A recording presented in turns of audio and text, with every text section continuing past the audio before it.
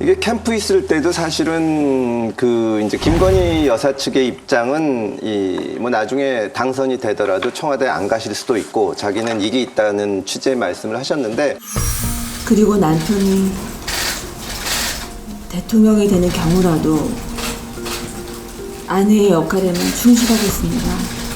부디 노여움을 거두어 주십시오. 사실 뭐 철저히 그렇게 한다면 그걸 존중받을 수도 있는 겁니다. 대통령 가족이라고 꼭 그래야 되는 것은 아니지만, 사실은 전직 대통령 그 전 영부인을 만나고 하는 것은 공식 행사인데, 이게 문제가 됐던 것이 캠프에서도 공식적으로 일을 안 하신다고 하면서도 실제로 정치적 영향력이 있는 일들이 일어나거든요. 예를 들면 개사과 사건 같은 것이 있는데, 이게 공식적으로 캠프에서 진행되는 일이면 그런 사고가 나더라도 또 고치면 됩니다.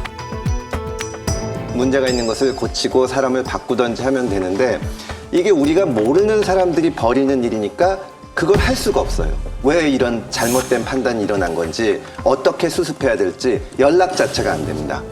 사실은 이제 김건희 여사도 여러 가지도 감각도 있고 일도 해보신 분이기는 하지만 앞으로는 당연히 공식적인 업무도 하셔야 되고, 뭐 나토 회의 가실 때도 저는 같이 가는 것이 정말 좋다고 생각을 하는데, 당장에라도 좀 공식적인 지원을 받아야 된다. 그러지 않으면은 무슨 문제가 생겼을 때 해결이 안 되고 아무도 말을 못 합니다, 사실. 대통령한테 말을 하기보다 더 어렵거든요. 그래서 이거는 반드시 시급하게 고쳐야 된다, 이렇게 생각을 합니다. 윤 대통령이 양자택일을 해야 합니다.